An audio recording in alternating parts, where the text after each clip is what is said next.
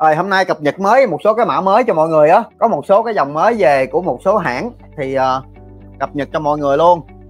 Đây nè, cái máy này là mới về của Decathlon nè. Mọi người thấy không? Để ngồi gần gần ở đây cho mọi người thấy nè. Cái máy này bự dữ lắm luôn á, nó bự hơn cái máy mà cái này là bản GH2603 Plus. Cái máy này là khoan đục 3 chức năng, nhưng mà thực tế là cái máy này á, là hãng công bố là nó sẽ chuyên về đục hơn. Giống như cái con GH2603 á, thì nó là sẽ là khoan và nó có chức năng đục, nhưng mà chức năng đục nó yếu lắm, nó chủ yếu là khoan. Nhưng mà con này nó rất là nặng nè. Thì cái hãng công bố là con này khoan được, đục được, nhưng mà nó nặng nên là nó ưu tiên cho đục hơn. Còn anh chị nào mà không có đục nhiều thì mình vẫn mua cái con bản thường.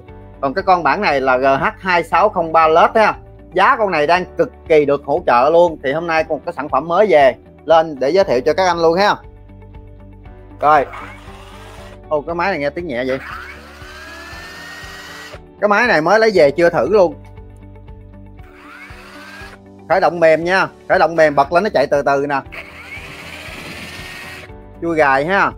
Rồi chế độ khoan này là khoan chưa búa, rồi chế độ có búa nè. Rồi có búa nha. Nó khởi động mềm á, nó khởi động mềm, nó nghe từ từ lên nó mới đạt được tốc của nó. Giống như mình gồ ga xe hơi đó. Đó, xe máy vậy đó. Cho là chức năng có búa. Cái nút này nó hơi cứng. Chức năng đục nè. Đục nè. Rồi, cái con này ha. Cái con này nó cũng đang được trợ giá của hãng, là nó cũng khá hấp dẫn á, nó đang có chương trình. Cái máy này á, cái máy này là 2.190.000. Hỗ trợ trả góp luôn, nó có đèn led ở đây nè, nó có cái đèn ở đây nè. Mọi người thấy ha, nó có cái đèn ở đây nè. Nè, đây nó có cái đèn nè. Đó. Nó có cái đèn nè. Nó sẽ đựng trong một cái vali như thế này. Nó tặng kèm cho mình trong vali này là 3 mũi khoan và 2 cái mũi đục. 3 mũi khoan và 2 cái mũi đục ha. Động cơ không có chỗ than. Và cái con này nè, nó đang có chương trình sử dụng chui gài nha. Đựng trong cái vali này nè. Nó có cái chui gài và nó đang có chương trình. Nghĩa là chương trình như thế này, 2.190.000 thì nó sẽ có tặng cho mọi người một viên pin. Thì mọi người có quyền chọn. Một là mọi người có thể là chọn pin 4 Plus trị giá 900.000. Hai là mọi người có thể là chọn pin 5A, nhưng mà cái pin cái là 12C, là pin nó rẻ hơn của pin 4 Plus nhưng mà nó được 5A. Thì tùy mọi người chọn thôi. Thì sắp tới thì hãng nó về dòng pin nào thì mình sẽ tặng dòng pin đó ha. Thì bây giờ đang có hai cái chương trình tặng pin, là chọn bộ nè, 2.190.000 đã tặng kèm một viên pin không có sạc nha, đựng trong một cái thùng hộp giống như thế này. Đó, 2.190.000. Cái máy này mới vừa về, Decathlon vừa mới ra luôn, và mình là một trong những đơn vị đầu tiên sở hữu cái máy này hãng gửi về ha. Số lượng về cũng rất là có giới hạn.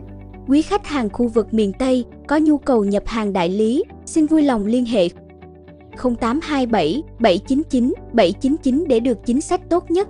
Cái máy này sử dụng động cơ không có chỗ than mà nó chuyên đục nha, nặng lắm. Anh em nào mà đi khoan bình thường mua cái máy này nó hơi dư á, còn mà có đục nhiều thì hãy mua con này, còn không mà mua cái con kia thôi.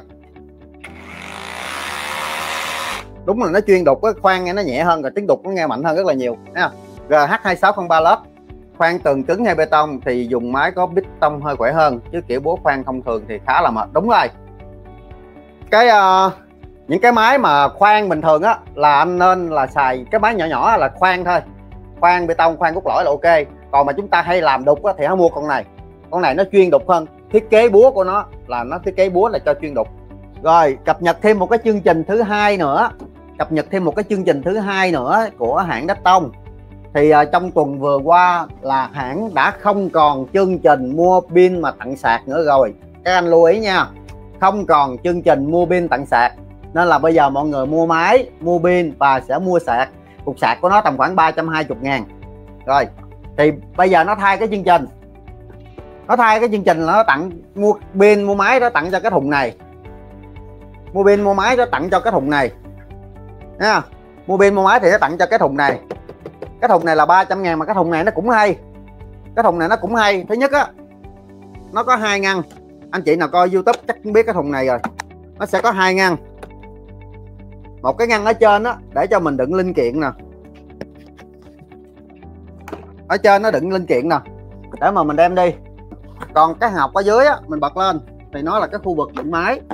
Thì đối với thiết kế cái này, mình nó sẽ đựng nè, nó sẽ đựng cho mọi người là một cái thân máy ở đây nha, pin sạc mà để trong này. Trong đây nó một cái lỗ đựng pin nữa, nhưng mà cái lỗ này nó chỉ một số cái dòng pin của Đắc Tông nó vừa thôi.